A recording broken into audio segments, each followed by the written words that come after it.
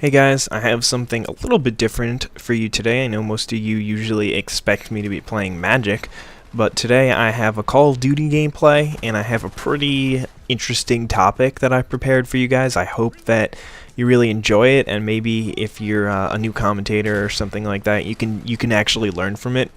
Hopefully that would be the ideal situation, but I'll briefly introduce this game. I got thrown into this game and we were losing like 30 to 80 or something like that. And I had a Scorpion challenge, so I wasn't really going to switch weapons. I wanted to complete my contract because I'm still power leveling up. I don't know, most people are done with that already, but I'm still going for it. Anyway, I end up getting this really cool game with the Kimbo Scorpions, and I still kind of played the objective, and you'll see what happens in the gameplay. But I thought it was a pretty good gameplay, so now let's just get on with the commentary. Hey guys, I'm IzDaisho. My main point for today's commentary is shoutouts, and why they aren't as amazing as some people seem to think. A year and a half ago, shoutouts were all the rage. If you got a shoutout, you felt on top of the world. There were so few commentators going around that if a commentator was halfway decent and had a good recommendation, thousands of bored Call of Duty players would flock to his channel. This gives the commentator a huge advantage. He has viewers who are looking for him. They want to listen to his videos, and that's the key. But as the scene grew, there was less viewing time to go around. Subscribers only have a certain amount of time in each day allotted to watching videos. That being the case, they weren't really looking for new players to watch, and thus had a different mindset going into these videos. They now view these videos in a negative light. Even before they watch a video, they're going to look for ways to tear it apart. If a commentator posts a video of another channel or does a dual commentary, then the viewers are merely angry. They came to see outstanding content from their favorite provider, but instead were treated to a video from someone unknown to them. A shoutout isn't much better. Most people won't watch a video merely linked by the commentator because they have no need for someone else to watch. Now, I'm not trying to belittle the recommendation of a commentator, but there have been too many situations where commentators promote subpar channels that most viewers, even if only subconsciously, won't believe the larger commentator that the smaller one is actually as good as they say. But channels do still get promoted to this day. The most successful way to do so is prolonged shoutouts. Prolonged shoutouts are when a bigger YouTube channel repeatedly mentions a smaller channel, whether it be a channel of a friend of theirs whom they play with on Xbox Live or PlayStation Network, or just someone they think is posting excellent content. A repeated mention will give a completely different mindset than the standard one-time mention.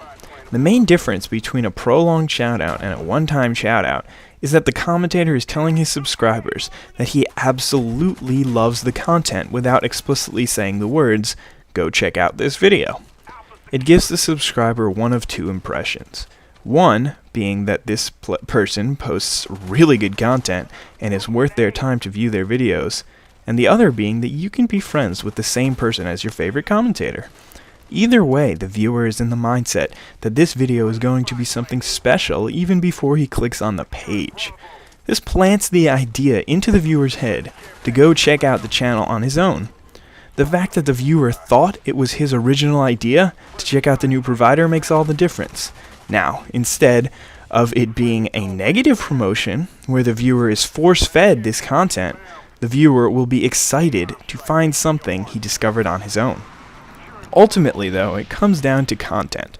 A bigger channel can direct traffic towards a smaller channel, but that's where his role ends. Even if all the viewers want to see the video and are begging for this smaller channel to be a new favorite of theirs, there has to be good content for the viewers to stay past one or two videos. For instance, a large Call of Duty commentator could send every single one of their subscribers my way, but very few of them would stay after a few videos. I would flood their sub boxes with videos that they just don't find interesting. Credibility from the commentator only goes so far. If the viewer just doesn't enjoy the time he spends listening to a commentator, he won't stick around. So, if a smaller channel wants to grow, then it really has to have amazing content. There are different ways to do this. Personality is one. If a commentator is the kind of person who in real life everyone wants to talk to and be friends with, it won't change over the internet. Believe it or not, most people can tell just by how you talk what kind of person you are. Sure, some people have managed to fool the system, but overall, if you're popular in real life, it won't change much through YouTube. All of the subscribers already want to be friends with these kinds of people, and YouTube gives them that opportunity. So just being yourself is one way to produce great content, so long as you have the personality to support it. Another way to have good content is to be entertaining. There are two main ways to do so. One is by having amazing gameplay. Believe it or not, there are still people who love to watch a 70-1 domination gameplay. Over the course of a video game's life cycle, this becomes less and less impressive, but there is still a core group of fans who sign on merely to see things themselves that they just can't do. Thus, getting good scores in Call of Duty is a viable way to be entertaining and have good content. Another way to be entertaining is just by being funny. This does go along slightly with having a good personality, but I believe that they are different enough to separate it into a different category. After all, some commentators are able to put on a whole new face when they talk over the internet and be extremely hilarious. Everyone enjoys laughing at jokes, and if a commentator can make them laugh and feel happy, then he's producing great content. The last main way to produce great content is through hard work. Some examples of this are montages, videos thoroughly edited to give the gameplay a different feel, for instance multiple angles and perspectives, and the last main way is through editing in Photoshop to help give tips and tricks to a viewer. Overall, a video that is properly edited shows really strong editing skills will hold the viewer's attention. It will also put the commentators in a class above everyone who's just talking over gameplay.